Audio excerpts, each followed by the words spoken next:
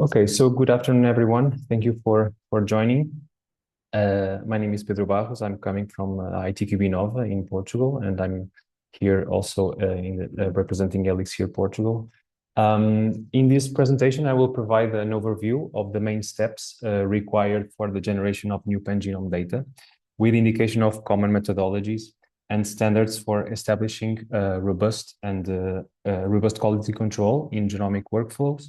And so this presentation is mostly designed for newcomers to the field in order to guide them into the most common workflows and methodologies, and to provide a first reference to start exploring.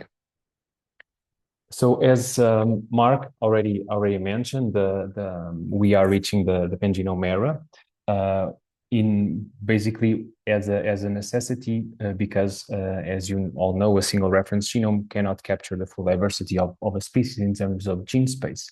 So researchers started to develop this pangenome idea to provide a collection of genome assemblies that can represent the entire set of non-redundant genes in a species or in a group.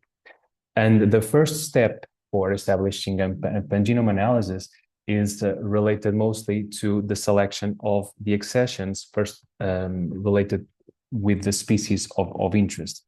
And the selection process usually can vary depending on the objectives, but mostly it should maximize geographic location or geographic origin, phylogenetic relationships, and phenotypic diversity, and prioritize genotypes with high agronomic value, and can include widely grown cultivars, reference collections, and accessions that can carry relevant traits. So here is the common workflow. It's a little bit different from a little bit adapted from the one that Mark already presented. Basically, a common workflow for establishing a standard pangenome analysis. So after the selection of all the accessions to be studied, we start by gathering the individual genome assemblies. Some of the assemblies can be used some from specific reference accessions, depending on the quality, but most of the times new genomes need to be developed to be implemented for specific accessions. So this is the part where new genomes are being sequenced. The second stage is the genome annotation. So after sequencing all the genome, we need to find the location of the genes. And afterwards, we move for the pangenome construction, where we integrate all the assemblies into a single pangenome representation, so that we can identify the core and the variable regions across the full panel of accessions. Afterwards, you can move for a deeper analysis that can be to understand specific variations in gene content, establishing variations in structural features of the genome, and then apply specific tests to associate with phenotypes, environmental adaptation, or population structure. And then a final, but also very important step is the part where we share and reuse these results. And this is why specific metadata standards are required, so that this immense amount of data can be further reused for other analysis. So within this workflow, the first half, in order to guarantee the full consistency in the integrity of this workflow, the first half need to be integrated with specific checkpoints where the quality of the analysis need to be assessed in order to move forward for the next steps. So after the genome assembly, usually there is a checkpoint to assess the quality of all the assemblies that were de novo obtained, to assess the physical structure, specific errors, and eventually some contamination by other organisms. After genome annotation, it is important to assess the full gene space, to assess for gene content and repeats, and then to compare what was obtained compared to what was expected. And this will provide specific metrics that can classify the quality of the annotation. And then after the pangenome construction, it is important to assess whether or not this pangenome representation is consistent and it represents the full diversity that can be expected for that specific species, and if it is robust. And this is what I'm going to cover in the next slides. So starting with the genome assemblies, so after the selection of all the accessions, in order to obtain the sequence of the new genomes, most researchers still follow an approach using short-read high-throughput sequencing and also long-read sequencing. Obviously, that short-read sequencing is mostly still used because of its high accuracy and low cost, but even it's becoming more frequent that the preferred technology for genome sequencing are the ones related with long-read sequencing, such as PacBio and Nanopore, more particularly because new advances have now increased the accuracy for sequencing of these technologies, such as the hi-fi reads for PacBio and specific protocols that can also increase the fidelity for base determination in Nanopore. For more advanced analysis and if obtaining whole representation of the chromosomal organization is required, it is often frequent to find also the application for specific selected species, because these are technologies that are even more expensive to perform genome mapping or long-range scaffolding technologies such as Hi-C and BioNano. So once all of this data is obtained, we move for the assembly strategies that can be used using specific software, depending on the types of data that was generated, depending whether or not we only have long-read sequencing or if we also have short-read sequencing. We can apply different types of methods. So there are these tools: HiFiasm, NextDeNovo, Falcon, HiCano, Fly. So these are mostly used for assembly of all the sequences, and then other tools such as RagTag and Ragu can be used for scaffolding and eventually improving the assembly. And particularly if data for Hi-C or BioNano is obtained, specific pipelines can be used that can integrate the long-range sequence data with data that comes, for example, with Hi-C. So these are basically pipelines that can integrate all these data using a sequence of specific software that is applied that generates the full assemblies, and this includes Tritex and Gala. For the checkpoint on quality regarding genome assembly, usually it is suggested to perform a first quality check before moving forward with the assembly in order to assess specific genome complexity aspects that can sometimes be unpredictable, such as, for example, the ploidy level, heterozygosity, and the composition of repetitive elements within the different accessions, because it is important to have this into account when moving forward to gathering the assembly all together. And after the assembly, it is relevant first to assess contiguity. So basically try to assess the length of the assembled blocks of sequences among the many metrics that are assessed using this specific software that can be QUAST or QUAC, as Mark also mentioned. The N50 is often a very common metric that gives you the length of the length of the smallest contig or the smallest scaffold that represents 50% of the assembled genome. So for this, we can use tools such as QUAST or CRAC. And then one of the other steps is to assess completeness and accuracy. More often, this is used using reference-free metrics for this quality that can be sensitive to assembly errors and fragmentation. So one of the tools is Mercury, which basically compares chimer profiles. So chimers are basically short sequences of DNA, and then they are assessed in order of abundance. And Mercury compares the chimer profiles of the sequences before the assembly and the chimer profiles of all the assemblies. And if there is any difference, it establishes this metric called QV.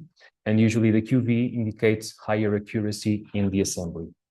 And now one of the other tools is the LTR retriever, which basically focuses on long repetitive regions, such as the ones found in transposons, because since these transposons often follow a very conserved structure, if we identify these transposons and then assess if the structure is according to what is expected, then this means that the assembly is accurate. But if for the transposons that don't follow this conserved structure, most of the times this means that there are problems with the assembly. And this tool generates a metric called LTR assembly index, which it's usually expected to have values higher than 20. And later on, it's also important to assess for contamination and assess whether or not the assembled genomes have external DNA that usually can come from bacteria, fungi, and eventually other species, and remove these from the assembly. After the genome is assembled, we move forward for the genome annotation step, which mostly means that we want to find the locations of the genes in the sequenced genomes. So the first steps is to identify and repeat identify and mask the repeated regions, usually using tools such as EDTA, repeat modeler, or repeat masker, which basically ensures that the software used or the protocol used to find the genes doesn't waste time to make false predictions in repetitive regions. And then it's also important to gather some evidence using, for example, homologous gene models that usually come for curated databases such as UniProt, and also using transcriptomic data such as RNA-seq or ISO-seq, which allow to get an idea of the functional regions of the genomes. And obviously this needs to be selected with some care in order to represent the full diversity of the transcriptomic landscape. But obviously that providing a lot of transcriptomic data can be also deleterious to the analysis, because it can also add a lot of noise. So this is important. It's important to select specific data sets, but a lot of transcriptomic data sometimes don't make the analysis better. Later on, we move forward for the gene model prediction, and this can be used using ab initio prediction software such as Augustus, SNAP, and GeneMarker ES, which basically identify genes based on statistical patterns. So basically the presence of start and stop codons within the DNA itself. And these tools, some authors use these tools within Breaker, which is a software that does automated training of this ab initio prediction by comparing the predictions coming from these tools and using the hints coming from transcriptomic data or proteomic data sets from homologous sequences. Another approach that is sometimes related with the analysis coming from Breaker is using Maker, which is basically used to build the consensus annotation. So basically, Maker 2 is able to coordinate multiple annotations, so multiple blueprints, and then based on specific evidence and based on the weighting applied according to the support that the gene model has, it can build a non-redundant result. And usually it generates an AED score, so basically to identify high confidence models.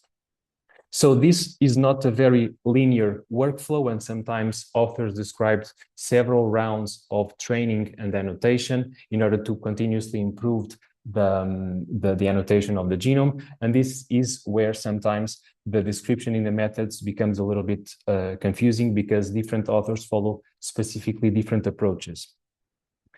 Later on and more recently, there has been the development of AI-based tools for gene prediction, which for some cases have proven to be highly accurate for predicting genes from a DNA sequence without using the need of using this type of methods that I mentioned before in stage 2. So far, there have been at least four tools developed: Helixir, Tiberius, and then more recently, Anevo and Orion Geno, that have revealed this high accuracy to predict these gene models, but so far have still some problems in identifying the exact gene boundaries. So usually the transcription start site and the transcription termination site. So regarding genome QC, there are two specific metrics that are usually assessed: the completeness and the precision. So the completeness is usually assessed using these two tools: BOOSTFul, which basically scans for near universal single copy orthologs that are expected to be present in all living organisms, and usually a high quality assembly typically aims for a completeness score of 90%, meaning that 90% of these genes have been predicted in the annotations of the genomes that were currently assembled. Additionally, there is the OMAR tool that basically assesses the proportion of the entire genome expected. Basically, it tries to identify the proportion of the genome that is expected based on an ancestral pool of genes, which basically means that the genes are grouped into what is known as hierarchical orthologous group, which basically compares the genes that have been predicted with specific databases. So in order to, so instead of just focusing on single copy genes, it will also focus on multi-copy genes and flags contamination for other species. And regarding precision, in addition to AED coming from marker 2, we have Zauron, that is a machine learning model that recognizes general patterns and which is indicative of protein coding sequences. In this case, we expect to have a Zauron metric that is higher than 0.4. So these are values that range from 0 to 1.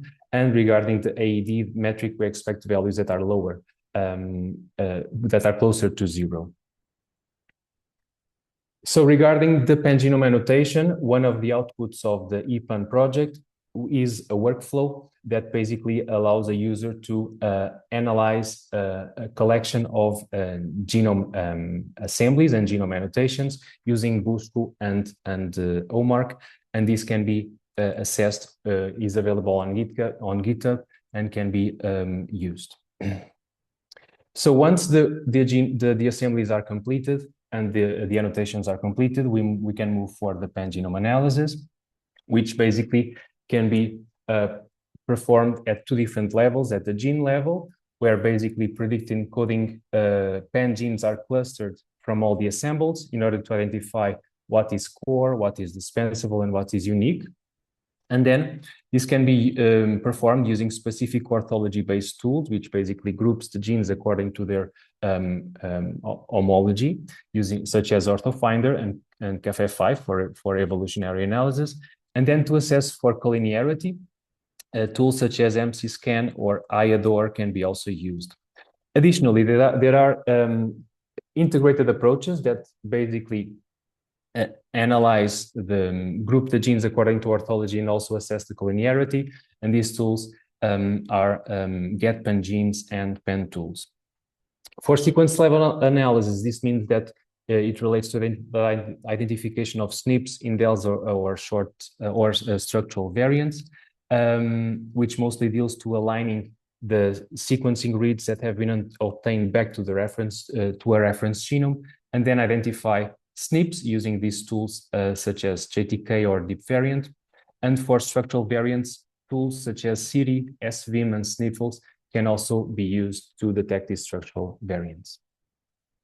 For pangenome visualization, this is similar to what Mark has presented, so we can follow a linear-based visualization of specific regions using tools such as JBrowse or IGV, or follow a graph-based approach where specific regions such as SNPs or structural variations are integrated into a nonlinear graph structure of nodes and edges. And basically, this can be obtained using tools such as VG Toolkit, Minigraph, or eventually Minigraph Cactus for base level graphs.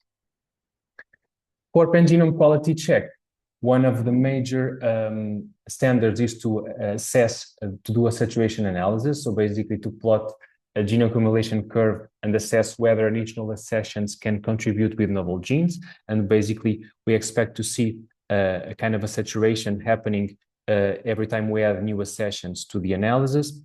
And then by fitting specific linear models such as the Heap's law, we can confirm the diminishing returns of in gene discovery, which basically means that we are near a closed format of the pangenome because we are not adding more genes in a new analysis.